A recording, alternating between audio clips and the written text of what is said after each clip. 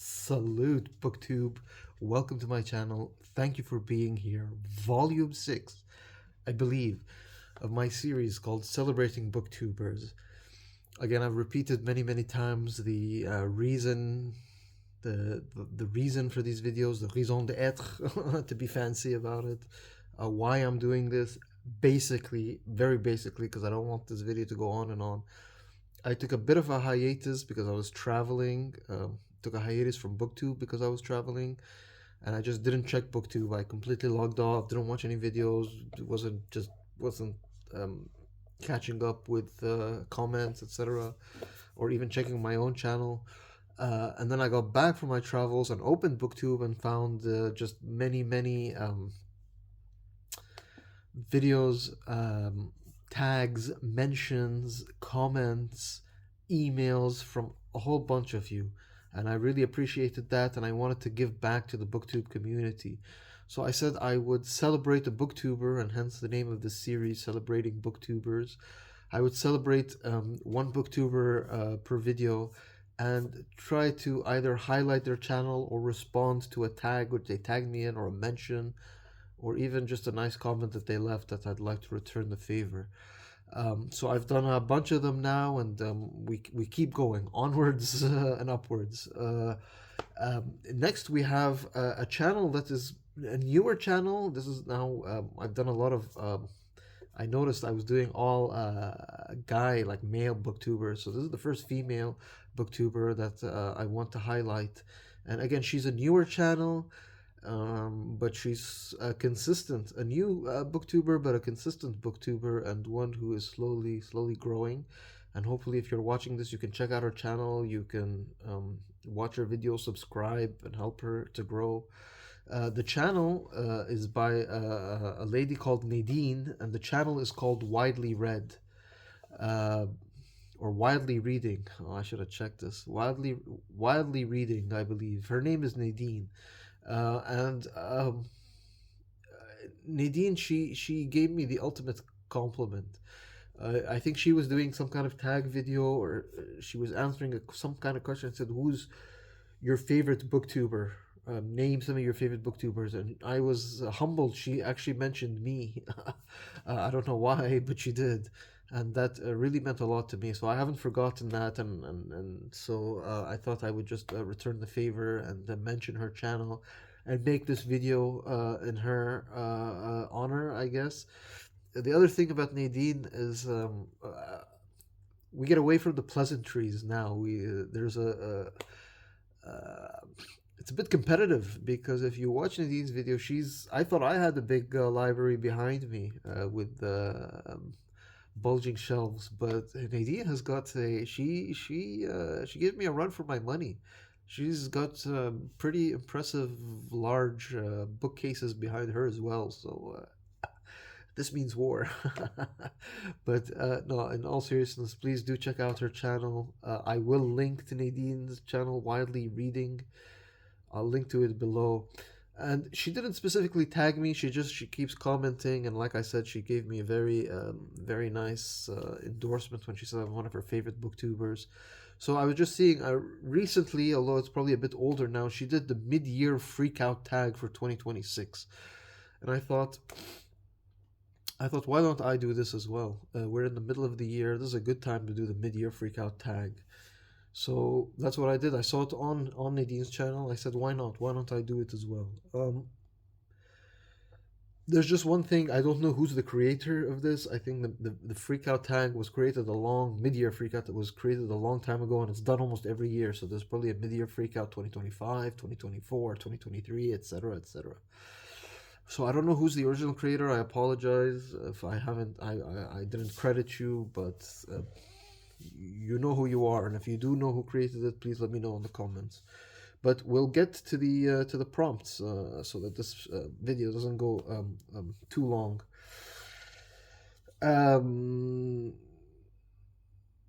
Questions. Number one: best book you've read so far.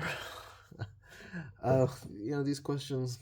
I don't know. I guess I ultimately picked this. This is by Eric Maria Remarque, All Quiet on the Western Front. I read this as part of Vince. his traumatic book club, a very traumatic story about young boys who were drafted into the German army in World War I, thinking it would be a cakewalk, and they would, this will make them a man, and they'll fight for a couple of months, and then they'll come back to their girlfriends and tell them how brave they were. But then just the nightmare of World War I unfolds in this small. It's a small book, but it's powerful, and it's made a bit of a resurgence. It's established itself as a classic, but it's had a resurgence because lately Netflix made a film out of this. So again, the film is also quite powerful, but the book, ooh. But best book I've read, if you want to be, I don't know, scientific about it. But number two, best sequel you've read so far. Again, these prompts are made more for fiction readers. Those of you who are new to my channel, I read mostly history. I mean, I read mostly nonfiction, mostly history. So sequels they exist in nonfiction, but they're not as prevalent as fiction. So anyway, the best I could come up with, because I don't have any fiction sequel that I read this year. The best I could come up with is this James McPherson, Battle Cry of Freedom. Um, the Civil War era is basically the subtitle, and that's exactly what it is. It's a history of the Civil War, the American Civil War. Now, why is this a sequel? It's not mentioned here, but there it says Oxford, and this is part of the Oxford History of America series. I think this is not mentioned here, but this eventually becomes the Civil War volume for the Oxford History of America series. So this is a sequel, and I actually have the prequel to the Oxford. Oops, to the Oxford, just so heavy. Huge book. This is the hardcover. The last one was a paperback. This is a hardcover. It's by Daniel Walker Howe, and it's called "What Hath God Wrought: The Transformation of America from 1815 to 1848." So this is immediately before the Civil War. I think what I think America call it the antebellum. Is it antebellum? No, yeah. I forgot what the term is, but yeah. So this is just before it. Things like Morse code. I think that was the first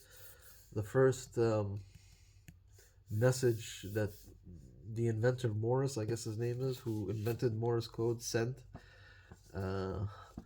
And yeah, this is again America between the Revolutionary War and the Civil War. But huge book. And then if that was the prequel to the Battle Cry of Freedom, which was a sequel to that. This is the sequel to the sequel to the Civil War book. This is by Richard White, another huge book, part of the Oxford History of the United States, The Republic for Which It Stands. Subtitle is The United States During Reconstruction and the Gilded Age, 1865 to 1896. And there you can see it says the Oxford History of the United States. So again, huge thing. It's just, let me put it down because my shoulders, nice tricep workout there. That's the best I could come up with sequels. Number three, new books that you need to read that have already come out. Well, this it says new books, plural. So I think I have two here that they've come out recently that I would like to get to. The first one, these are, of course, I don't have them in hard copy, so I'm gonna show them on my iPad. The first one is just let me enlarge it. There we go. Iran's Grand Strategy. Oh my God, the glare. Okay, A Political History by Vali Nasser. Iran, very much in the news. Anybody who's watched or following current news has heard the word Iran maybe a dozen times a minute. But Vali Nasser, is a well-known author. He wrote a book about Shia Islam, and he wrote other books about Iraq as well. So he's somebody who knows the region well. He knows he an expert writing about Iran, and a good writer too. So I've got some of his other books now that he has this one, and it's about Iran. Very pertinent considering just recent events. So that's one I want to get to. Just got released a couple of weeks ago, and then this one as well. I think also a couple of weeks ago by Mark David Bear, and it's called "Children of Abraham." Um, Again, glare. Sorry. The subtitle is "The 1,400-Year History of Jewish-Muslim Relations." Um, yeah, the whole Abrahamic cult, the whole idea of Abraham has become very fashionable. The country that I'm from, the United Arab Emirates, recently, around 2020, 2021, was it 2022? I don't even remember anymore. Signed a peace treaty with Israel. It's called the Abrahamic Accords, and they're gonna lump it all any peace between Arab states and Israel is gonna be lumped under the Abrahamic moniker, Abrahamic Accords. So this, the children of Abraham, this refers to Abraham had two wives and so two sons, and Muslims always, we always call Jews our cousins, um, because Abraham had one child, Ishmael, with his wife Sarah, and they had another son, um, sorry, Isaac. He had Isaac with Sarah, and he had Ishmael with his other wife, Hagar, uh, in English. Anyway, and he was so Isaac was a progenitor of the Jews, and Ishmael was the progenitor of the Arabs and the Muslims eventually. Of course, we have no evidence that there was any kind of figure called Abraham who ever existed, but again, very trendy, a trendy subject. 1,004-year history of Jewish-Muslim relations. I'd be surprised. I'm curious to see. From my limited, mediocre reading of history, there's no mass Islamic um, uh, genocide or slaughter of Jews. There have been communal differences, especially in the 20th century, which is what people point out. But that's because the Zionist state was developed, was established right in the heart of the Middle East, and that's why there became a rise in Jewish Muslim hatred. But before that, it was relatively um, peaceful. I don't know. That's why I want to read this. I want to see. I want to see this 1,400-year history. Can somebody tell me if a great Arab genocide, Muslim genocide of Jews, nothing compared to what the the freedom loving Western Christendom ever did. They had been killing Jews since the medieval times. One of the Edward kings in Britain, the in the Crusades, in medieval times, they annihilated Jews, and then in the modern times, let's not get into the Holocaust and World War II and all of that stuff. Um, it's not even close, is what I'm trying to say. It's um, um, anyway, fraught subject. Let's not get into there. So that was those are my answers for that one, which was number three. Number four, anticipated releases for the second half of 2026. For that, I chose this. Also, I'm going to show it to you on my iPad. This is by Lloyd Llewellyn Jones, who is a well-known writer on ancient topics. He wrote a book about Cleopatra and the Cleopatra dynasty, the Ptolemaic Egypt, and he also wrote a book about the Persians.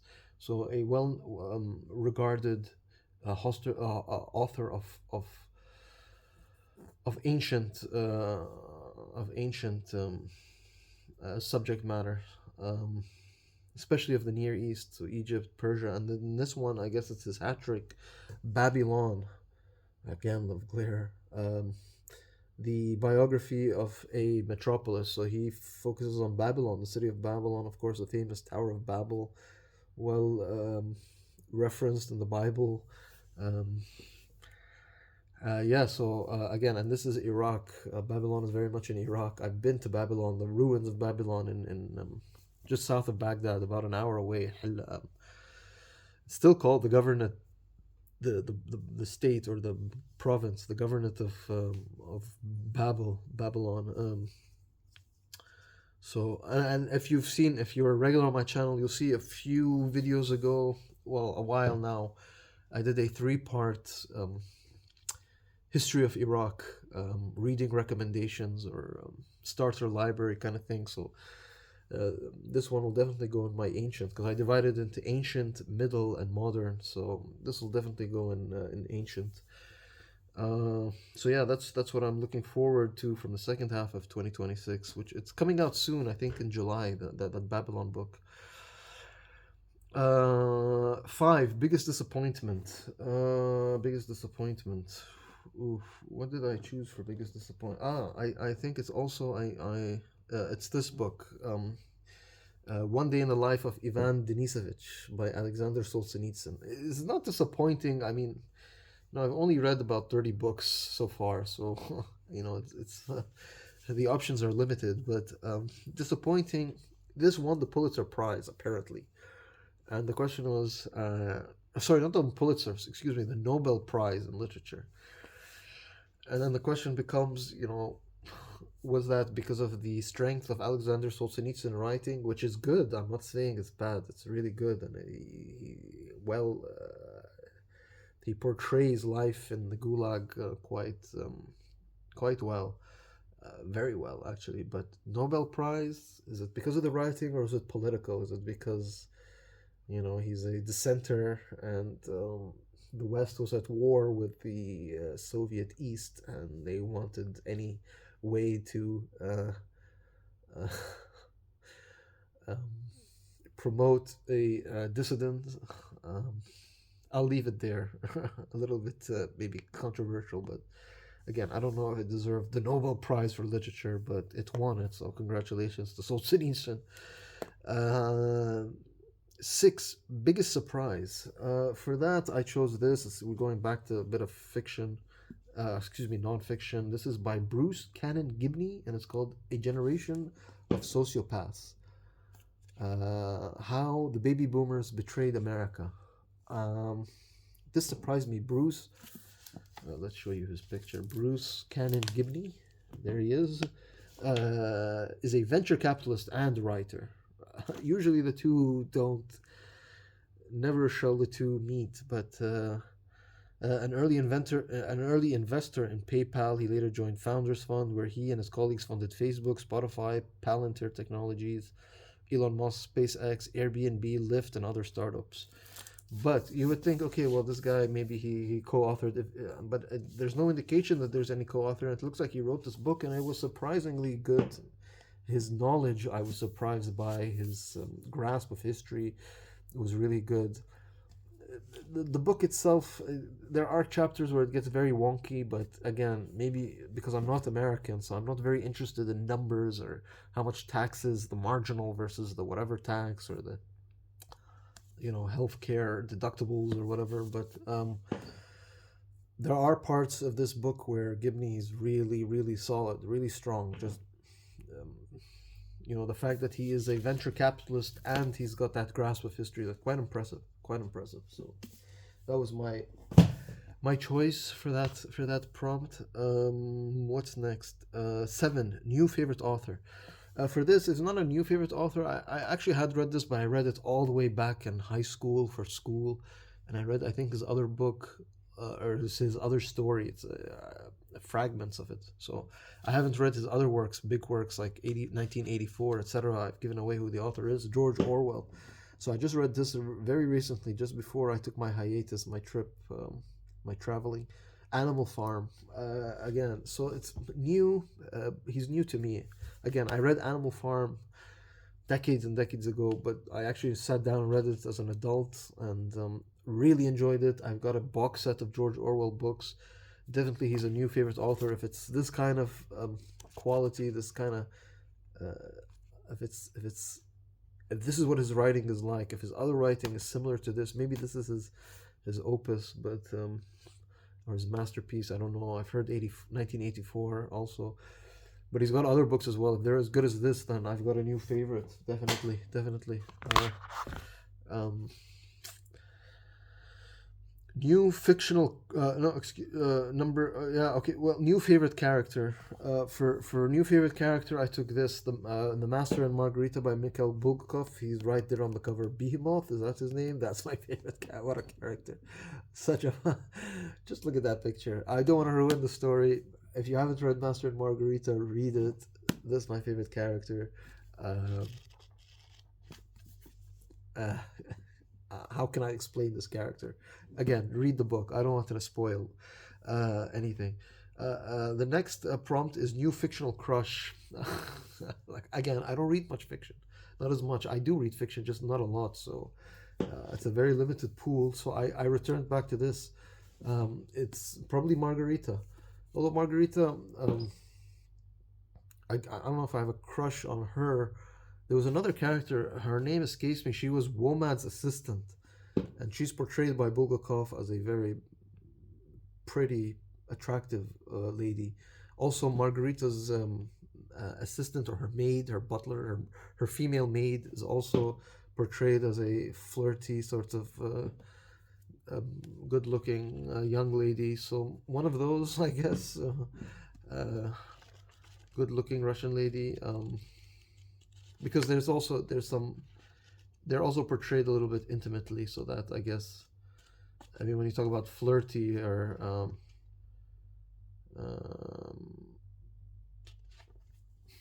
yeah, that's the best I could come up with. I don't usually get crush. When you talk about crush, fictional crush, I don't usually. That's the best I could come up with. New favorite character. Okay, we mentioned that. 10. A book that made you cry. For this, I don't know. It didn't make me cry, but it was very sad, very tragic. I read this with my booktube friend JJ and my other booktube friend who doesn't have a booktube channel, but he's a prodigious commenter on my channel. Doug, we buddy read this book a couple of months ago. This is Anne Frank, Diary of a Young Girl. Very tragic, just a very tragic story of a girl whose life is cut short at teenage. I had mentioned when I did my wrap. I discussed this in a previous video, but this book might resonate with new kids because of the COVID lockdowns. Because this girl was stuck for 2.5 years in a small, tiny apartment. Really, not an apartment, just a few rooms, like an attic. Really, just extremely sad. And then the ending, I think everybody know. I'm not spoiling anything. It's just tragic, and the potential that was there, the life got short. The the ruthlessness of the Nazi killers. They didn't. There was no uh, separation of, like, let's say, men and women and children, for example, or children or teenagers. It just sad, just tragic. Um, tragic book. 11. A book that made you happy. For this, I chose Seamus Heaney's translation of Beowulf, that famous Middle England Anglo-Saxon um, verse poem, I guess. It made me happy because Beowulf is a story of the triumph of good over evil. I know it sounds cliche, but it really is. This really highlights what a good ruler is, what a good man is, what a good person is, what a hero is. Um, just um, yeah, feel good, made me happy. That's the best I could come up with. And then last prompt, number 12. What must read books before the end of 2026? Well, it says must read books, plural. And there are a few. I don't know about must read, but I've made pledges and I've discussed it on this channel. So if I don't do it, I'll look like a fraud, and I don't want to be that. I don't want to look like, I don't want bad reputation. It's this one. I've mentioned this before. I want to get to this. I want to finally say I've read this book, War and Peace, Leo Tolstoy. But look at that. So the plan is to read it this summer. I know there's an event called Big Book Summer. This is perfect for it. It's 1,300 and I don't know what pages. Definitely big book. Definitely qualifies for mammoth, qualifies for mega mammoth. But I actually got some news that I might have to be away from BookTube again in August. So if I start this in July, I don't know if I, and the end of July, I'll be gone for the end of July and most of August. So that then the question is, can I read this in like 2 weeks, 3 weeks? Plus the other books that I've pledged to read. I don't know if I can do it. What I don't want to do is read half of it, go away, and then read the other half in the future. I don't want to do that. I want to read it, consistently, day after day without any interruption. So I should. I hope I can. Let's see if it gets desperate. Maybe I'll take this with me. I'll pack it in the bag and take it with me. I don't know. I don't know. I don't know if this is exactly airport reading, but that's the book. What did the prompt say? A book that you. Just a second. Let me get the exact wording. I must read books before the end of 2026. So I'll pick War and Peace, which is like 10 books in one, pretty much. But yeah, that's the end of the mid-year Freakout Tag 2026 edition. Thank you so much for watching this, and please do check out Nadine, Widely Reading. Check out her channel, give her a subscribe. She's just a nice person, and a prolific reader. She's got prolific shelves, just like me. If you're impressed by these, check out her shelves on her channel. I will link her channel and her version of this Freakout tag in the description below. But yeah, that's it, BookTube. Thank you so much for making it this far. Salute.